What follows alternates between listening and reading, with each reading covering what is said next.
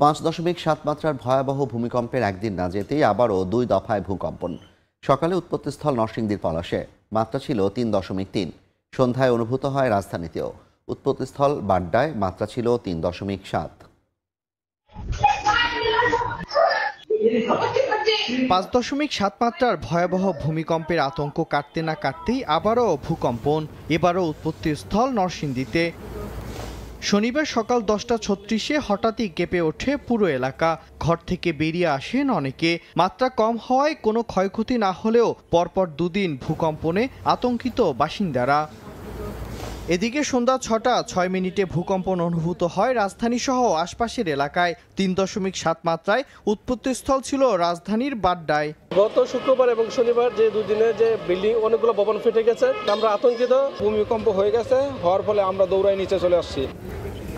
বিষয়টি নিশ্চিত করে আবহাওয়া অধিদপ্তর জানায় এটি শুক্রবারের ভূমিকম্পের আফটার শক।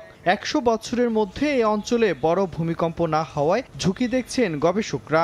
গত 100 বছরে কিন্তু কোনো বড় ভূমিকম্প হয়নি। 100 বছর বা 100 বছর ধরে ভূমিকম্প একটা নির্দিষ্ট টাইমের পরে আবার সে জায়গায় হয়, এটাকে ভূমিকম্পের রিপিট টাইম বলা হয়।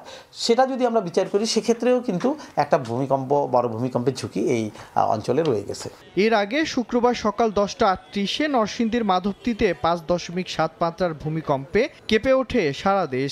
এতে 10 জনের প্রাণহানি ও কয়েকশো মানুষ আহত হন। রাজধানী সহ দেশের বিভিন্ন স্থানে বহু ভবন হেলে পড়ার পাশাপাশি ফাটলও ধরে। মিরন আহমেদ, সময় সংবাদ।